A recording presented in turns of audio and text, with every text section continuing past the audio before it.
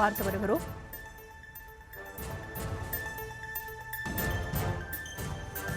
சதுப்பு நிலத்தை பாதுகாப்பது தொடர்பான வழக்கு உச்சநீதிமன்ற விசாரணையில் இருப்பதால் அறிவுரை வழங்கப்பட்டிருக்கிறது. அதிமுக நிர்வாகியும் அறப்போர் இயக்கமும் தாக்கல் செய்த வழக்குகளை தள்ளுபடி செய்து உத்தரவும் பிறப்பிக்கப்பட்டிருக்கிறது. இது தொடர்பான விவரங்களோடு இணைகிறார் எமது செய்தியாளர் மதியழகன். அவரிடம் பேசலாம். வணக்கம் மதியழகன், இந்த உத்தரவு தொடர்பான முழுமையான விவரம்.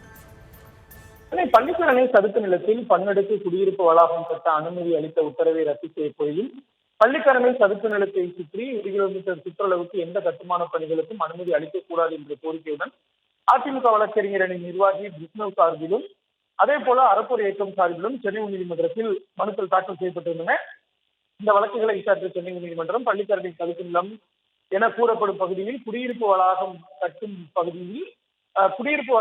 பகுதியில் எந்த பணிகளையும் மேற்கொள்ளக்கூடாது என இடைக்கால தடை விதித்திருந்தது. இந்த நிலையில் இந்த வழக்குகள் தலைமை நீதிபதி MM ஸ்ரீவத்சவா, நீதிபதி G அருள்முருகன் அமர்வில் விசாரணை கொண்ட பொழுது சதுப்பு நிலத்தை பாதுகாப்பது தொடர்பான வழக்கு உச்சநீதிமன்றத்தில் விசாரணையில் இருப்பதாகவும் உச்சநீதிமன்ற உத்தரவின் அடிப்படையில் சதுப்பு நிலத்தை துல்லியமாக வரையறை செய்து அறிக்கை தாக்கல் செய்ய உள்ளதாக தமிழ்நாடு அரசு தரப்பில் தெரிவிக்கப்பட்டது.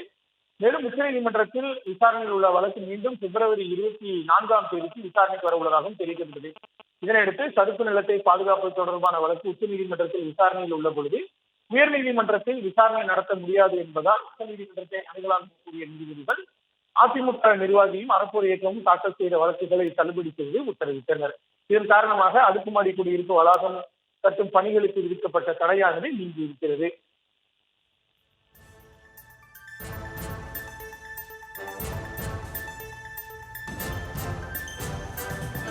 விவரங்களுக்கு நன்றி மதியழகன்.